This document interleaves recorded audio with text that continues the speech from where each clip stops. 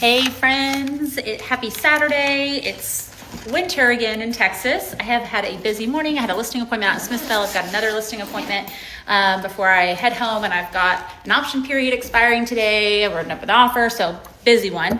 And I've had lots of sellers continue to ask me this same question when I go on listing appointments, or when they're like, maybe we'll just pull the house off the market because it's been X amount of time. They're like, well, why don't we just try again in 6 months? Well, we could just wait a year and then see what happens. Or let's lease for a year and see what the market does. This is a common thing. And the question is, what are you wanting it to do? Because I think there is an undertone of, I want my house to sell for $100,000 more than what you're telling me it's going to sell for now in 2026, Liz. I don't like the number you're giving me. But the fact is that what we experienced in 2021, 22, 23, a few years ago, with very low interest rates and multiple offers well above list price, was a blip in time. And even if that were to circle back, it'll probably be a long time from now.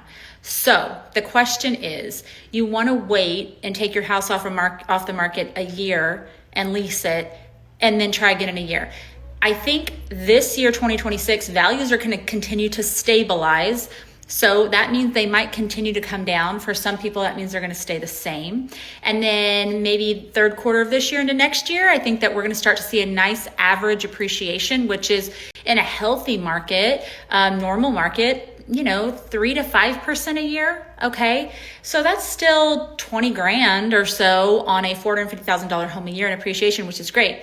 That is taking into account that you are doing deferred maintenance. You're caulking the baseboards and you're caulking the bathrooms. And, if it's a super dated home, you're slowly doing updates. If the roof is out of date, that you're getting a new roof, and you're watering your yard and you're taking care of your home. Okay. And that's if the market appreciates, as well as your neighborhood and the area you live in, and depending on what happens around it. Okay. So even with that said, you can rent it out for a year. Your tenants could ruin the carpet or the flooring. You have to put money in there. But in a year from now, the chances of you making a massive windfall of wealth by waiting a year are probably really low. So I have a lot of people who really want me to be the crystal ball.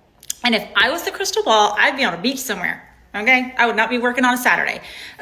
So I don't have a crystal ball. All I have is the data in front of me right now, which is lots of buyers, sellers, tenants, and landlords every day calling me, sharing their thoughts, ideas, finances with me.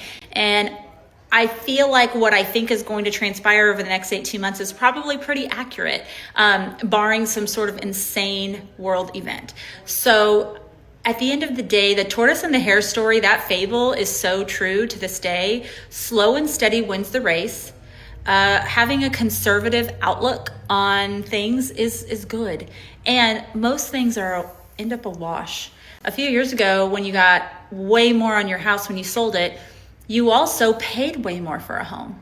And when you now buy a house, it's less expensive, but rates are higher. So you have a little higher payment, but a less expensive home. And in 30 years from now, if we were to do that amortization schedule, that math, we all kind of end up winners. So I think it's important to really set out your goals. 3 to 6 months from now, where do you want to be? Do you want to be a landlord? Do you want to still be living in that house? If not, let's make a plan to get it sold, right? The numbers might not be your favorite.